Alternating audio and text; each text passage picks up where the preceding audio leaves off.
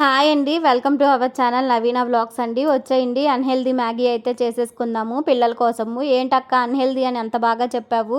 మళ్ళీ పిల్లల కోసం అని చెప్తున్నావు. అస్సలు నీకు బొత్తిగా భయం లేకుండా పోతుందంటారా? నాకు తెలుసండి అన్‌హెల్తీ అని చెప్పేసి. కానీ పిల్లలు అస్సలకి మన మాట వినరు కదా! ఎప్పుడైనా ఒకసారి అయితే చేసిస్తా గానీ పద్దాకలైతే అస్సలకి ఇవ్వను. అది ఏడ్చి గగ్గోలు పెడితే గానీ చేసివ్వనండి. అయినా కూడా మా పిల్లలు పద్దాకలు అడగరులెండి. ఎప్పుడో ఒకసారి అడుగుతూ ఉంటారు. అప్పుడు కూడా చేసియపోతే బాగోదని చెప్పేసి మ్యాగీ అయితే చేస్తూ ఉంటాను. అదేంటక్క అన్‌హెల్తీ అన్నప్పుడు మ్యాగీ ఇంట్లో ఎందుకంటారా? పిల్లలు కదండీ! మన మాట ఎందుకింటారు? వాళ్ళు తిన్నారు, వీళ్ళు తిన్నారు స్కూల్‌లో అని చెప్పేసి చెప్పడమే సరిపోతుంది. వాళ్ళకి స్కూల్‌లో ఎలో లేకపోయినా ఫ్రెండ్స్ అయితే మాట్లాడుకుంటూ ఉంటారు కదా! ఇంటికాడ తిన్నామని చెప్పేసి ఇక అలా అడుగుతారనమాట.